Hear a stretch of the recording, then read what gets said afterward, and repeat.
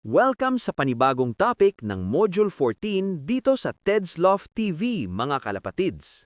Sa araw na ito, mas palalalimin natin ang isa sa pinakamahalagang bahagi ng sistema ng isang champion loft, ang post-race recovery.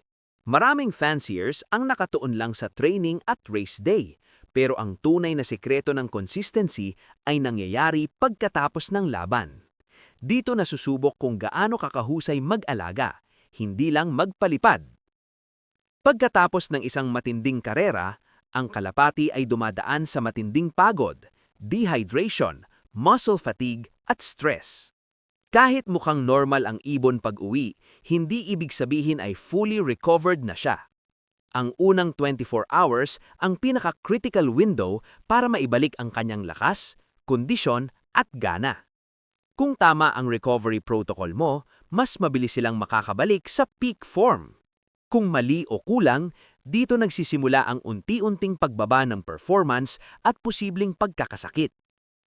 Unang hakbang ang agarang pagbibigay ng malinis at sariwang tubig na may halong electrolytes.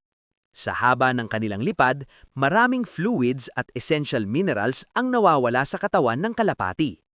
Ang electrolytes ang tumutulong para maibalik ang tamang balance sa katawan, mapabilis ang rehydration at makatulong sa muscle recovery. Siguraduhing laging fresh at malinis ang tubig dahil dito nagsisimula ang tamang pagbawi. Kasunod nito ay ang light feeding strategy. Iwasan muna ang mabibigat o high-protein feeds agad-agad dahil pagod pa ang digestive system ng ibon. Magbigay ng depurative mix o magagaang na grains na madaling tunawin. Ang layunin ay maibalik ang energy ng dahan-dahan nang hindi binibigla ang katawan. Mas mainam ang maliit na portions muna, saka unti-unting dagdag habang bumabalik ang gana. Mahalaga rin ang tamang environment sa loft. Bigyan sila ng tahimik, presko at stress-free na lugar para makapagpahinga.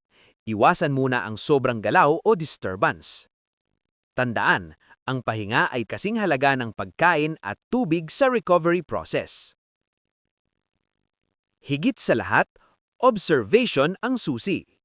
Tingnan ang kilos ng bawat kalapati, kung sino ang mabilis uminom, may gana kumain, alerto ang mata, at maayos ang postura.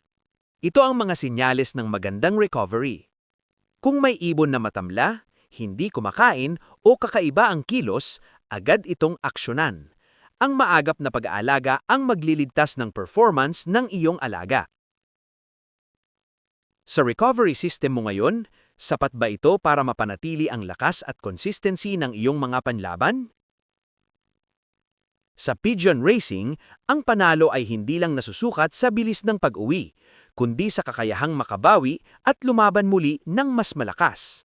Ang bawat detalye ng recovery ay may direktang epekto sa susunod na laban. Kaya huwag mong maliitin ang proseso ng pagbawi dahil dito hinuhubog ang tunay na champion. Do not forget, ang champion loft ay hindi lang magaling magpalipad, magaling ding magpabawi. At dito sa Ted's Loft TV, patuloy nating pinalalakas ang kaalaman para sa mas consistent na panalo. Do not forget to like, share, and follow para mas marami pa tayong matulungan at mas mapalago pa natin ang ating komunidad ng mga kalapatids.